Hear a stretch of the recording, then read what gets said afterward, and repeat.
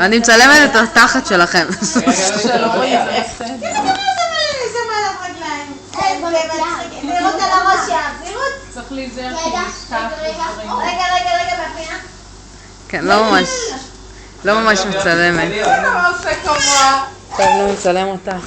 איזה יופי, אתה נצפה לסבתא, את רואה מטאטא אנושי סבתא, שני ילדים ולקחת אני צריכה לשים לה סמרטוט שהיא תנקה עם הגב, עם השיער, משהו. נכנסה לי לאיזה שני פינה ילדים בבית, בגוגל. מתחת לזה, פתאום נועל את הפוד. יאב, עד איתך, תעצור. למה? סיבה, למה תכנסי בתצא הסרט?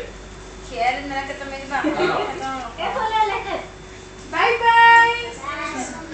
עזבי. פה בעגלה. היא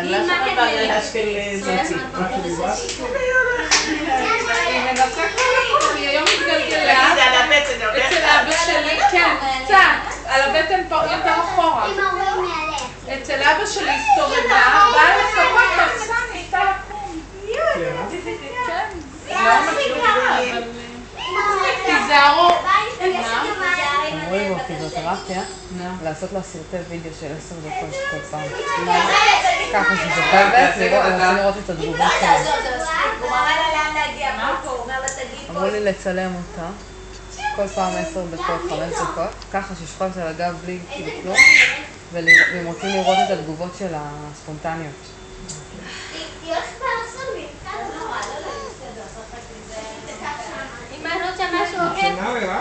אמא, ערן, זה לא רוצה עוקב. אתה רוצה סיבוב בו כך? אני צריכה לשים אותו באינטרנט, אז תוכלי להניח את זה. הרבה טוב.